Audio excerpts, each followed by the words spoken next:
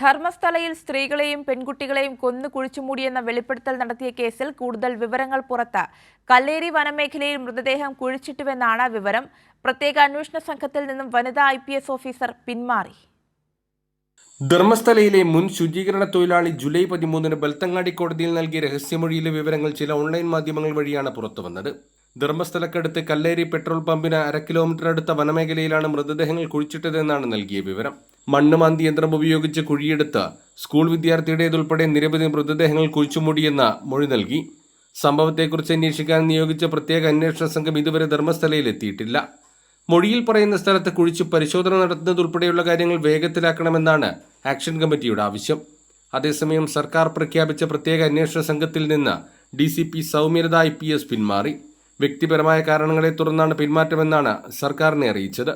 അനൌദ്യോഗികമായി ഇക്കാര്യം അറിഞ്ഞതായും പകരം ഉദ്യോഗസ്ഥരെ ഉടൻ പ്രഖ്യാപിക്കുമെന്നും ആഭ്യന്തരമന്ത്രി G. പരമേശ്വര മാധ്യമങ്ങളോട് പറഞ്ഞു.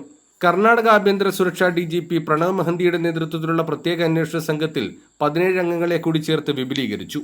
ദക്ഷിണ കന്നഡ, ഉത്തര കന്നഡ, ഉടുപ്പി, ചിക്കമംഗളൂരു ജില്ലകളിലെ വനിതാ പോലീസ് ഉദ്യോഗസ്ഥരുൾപ്പെടെ സംഘത്തിലുണ്ട്. അതേസമയം മാധ്യമങ്ങൾക്കും സമൂഹ മാധ്യമങ്ങൾക്കും വ്യക്തികൾക്കുമടക്കം 338 പേർക്കെതിരെ കവിയേറ്റ് ഹർജി നൽകി.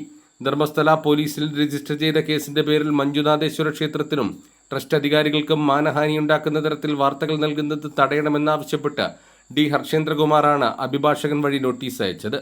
കൈരളി ന്യൂസ്, മംഗളൂരു.